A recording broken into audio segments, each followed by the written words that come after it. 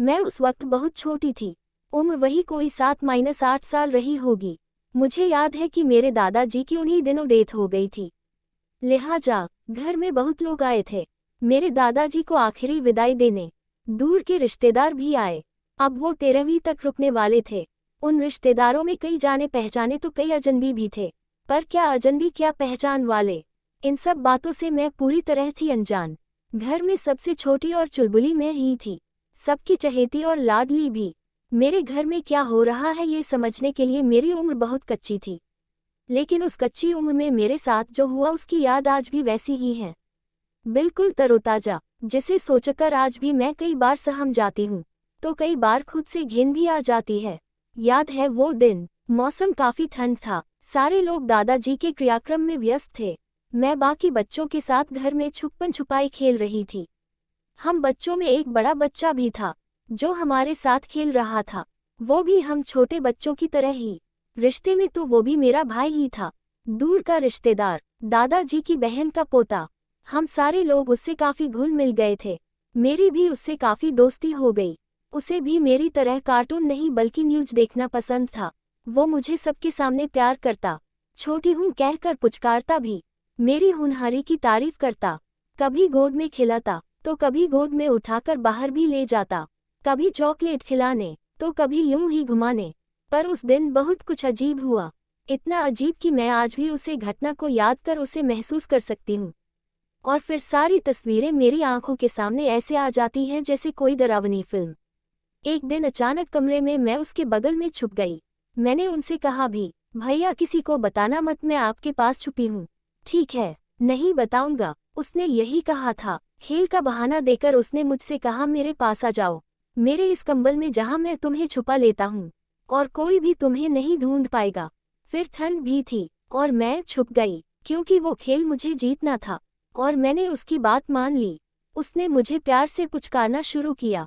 मुझे अच्छा लगा रहा था, पर धीरे धीरे मुझे अजीब सा लगने लगा। वो प्यार से पुचकारना अब अच्छा नहीं लग रहा था। वो मेरे सीने को छू रहा था। उस वक्त तो मेरा सीने पर कुछ था भी नहीं, बिल्कुल मैं आम बच्चों की तरह थी। उसने मेरे निप्पल पर जोर से चूटी काटी।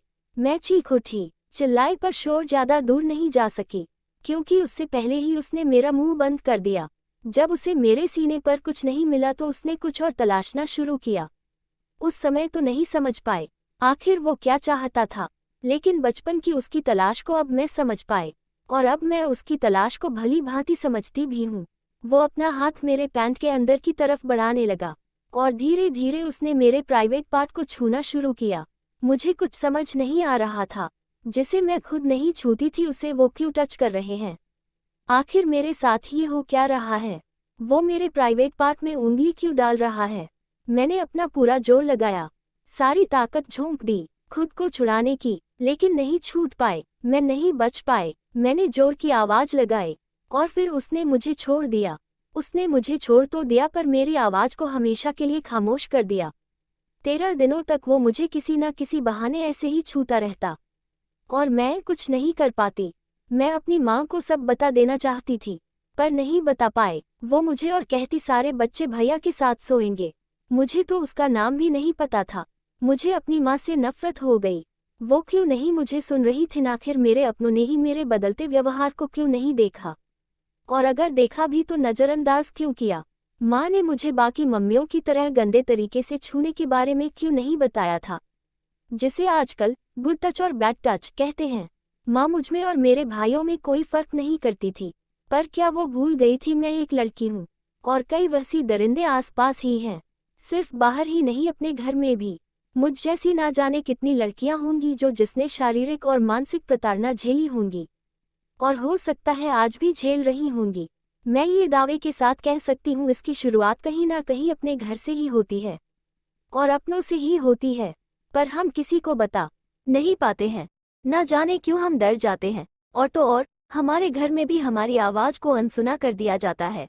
ऐसा करने से कई बार हम खुद को ही कसूरवार मान लेते हैं, लेकिन ऐसा कब तक चलेगा और हमें अपनों के खिलाफ आवाज़ उठाने में हमारे अपने ही क्यों रोक लेते हैं, जिसकी वजह से उस गम को हम सारी उम्र साथ लेकर चलने को मजबूर हो जाते हैं। आखिर कब तक।